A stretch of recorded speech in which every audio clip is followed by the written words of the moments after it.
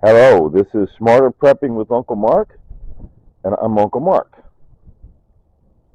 Today is Friday, the 5th of April, 2024. Please ignore the date in the upper left corner. I will someday learn, maybe someday I will learn, to work my camera and get rid of that date in the upper left corner.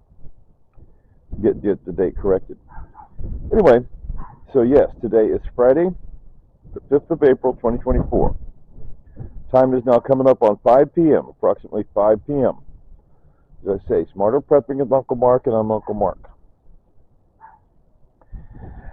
Okay, my last video that I recorded yesterday, I was saying I was going to put in that steak. I got it in. See? A lot of scrap lumber laying around this apartment complex. Now, yesterday I mentioned I bought 7 tomato plants, and I was going to plant them, and I planted them. See? And it was late in the evening, afternoon, and I ran out of daylight, and I was worn out because I put on the gloves like that. See? I just like those gloves. They look good. See, they're called Grease Monkey brand gloves. And years ago, 5 years ago, whenever I bought a batch of those Grease Monkey gloves, they're real nice. They work real well. So yesterday I put on a pair of those gloves, and I pulled out so many dead leaves that weren't broken down. Some of these dead leaves are rotted down pretty good, composted down pretty good, and a lot of them are not. So, and I need to pull out some more today. Put on those gloves, pull out some more of the leaves, and make some nice mound, nice ridge. Maybe 2 ridges running left to right, down through this way, down through this way, to plant these onions. Yesterday, after I got done with the tomatoes, I looked at a YouTube tutorial video, and a nice young lady in northern Texas said, well, soak your onions just a few minutes, not overnight, just give them a few minutes. So I put these in just a very few minutes ago. She said, just soak them, for a little while, just a few minutes, not overnight, and let them soak and get the roots all wet, and then very carefully. And she explained how you're going to take each onion and put it in where just the roots are down a little ways into the soil, so the bulb can spread easily. You don't want the pressure of soil around the bulb. Who ever heard of the pressure of soil making hard on a plant? Never mind, I don't know, but I was just trying to understand the tutorial. So anyway, so that's really all I got to say from what's going on out here. I'm going to step inside and finish up my video inside.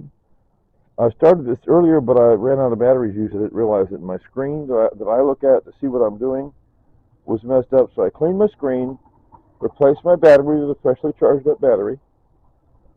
Okay.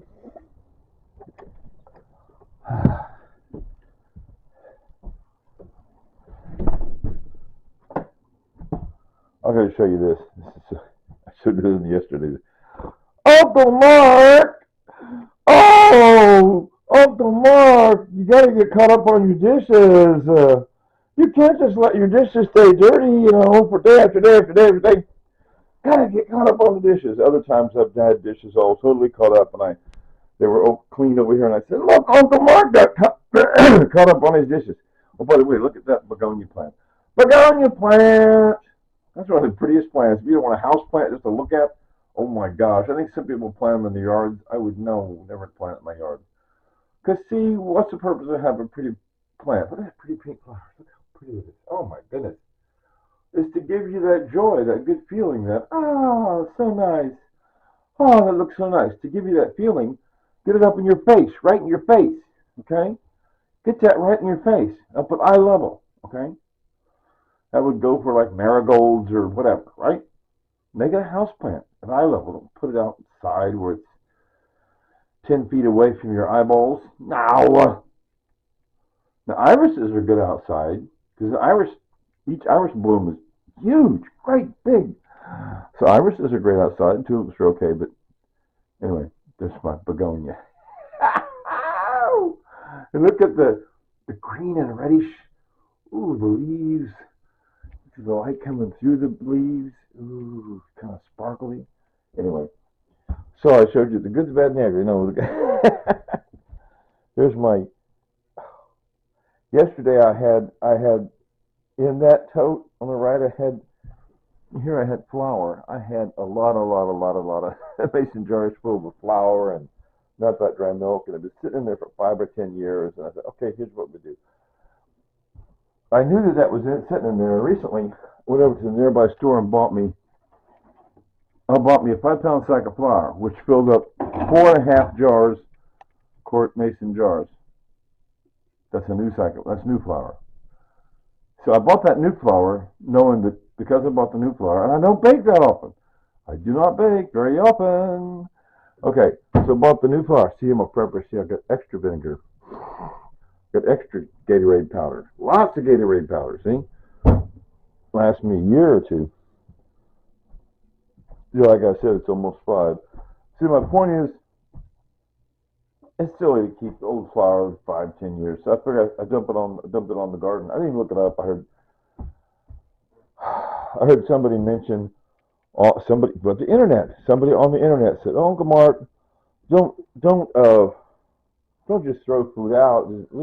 At the very least, use to fertilize your veggie garden."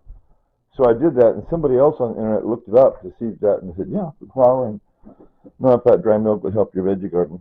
Check out this. See that? That's my food containers. See? I got some of that. I did a video about my ramen noodles. That larger bowl down there has the ramen noodles that I repaired by water. I watered them down with cream style corn. Anyway, there's some of my peanut butter fig bars. The brown things on the right, peanut butter fig bars. Oh, they're so tasty. But see, I'm low on the food, regular food, for regular meals. So I still got some. I still got lots of ramen noodles with cream style corn. But what I'm going to do here pretty soon, first wash those dishes. Wash the dishes. Enjoying the begonia plant while I'm washing dishes. Right. And then see chili. Chili. Look at that. Oh, got that beef. All this stuff I got free. Free beef. Yes. Free beans. Beef, beans, refried beans. I got lots and lots of seasonings. Some of the seasoning I got free. Most of my seasoning I got free, right? And I bought some of it. Oh my goodness! I'll make a big batch of chili, and then later make another batch of veggie stew, make another batch of mac and cheese. Oh, and I already showed you in the what I was looking at in the cabinet over here. Of course, I can make some more peanut butter and almond and oatmeal cookies with all that peanut butter, right? 7 pounds of peanut butter still, right? I made chicken salad. This chicken salad, best if used by sometime this year, 2024. See? Once I get that large bowl washed out, put in that chicken, 1 jar of sweet relish. I stocked up on relish lately. Pinching pennies, but I can afford to buy a little relish. And then the Worcestershire sauce, and spicy brown mustard, and mayonnaise. See? Uncle Mark gonna make a batch. Chicken salad.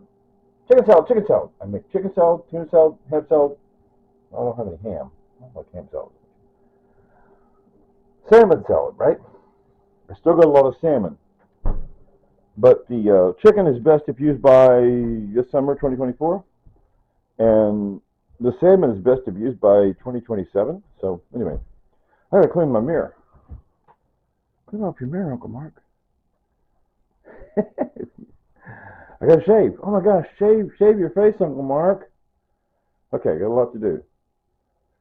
So, Tanya, who died 2 years ago, it's getting to be over 2 years ago, she used to say, "Later, Tater." So, 3, 2, 1. Later, Tater.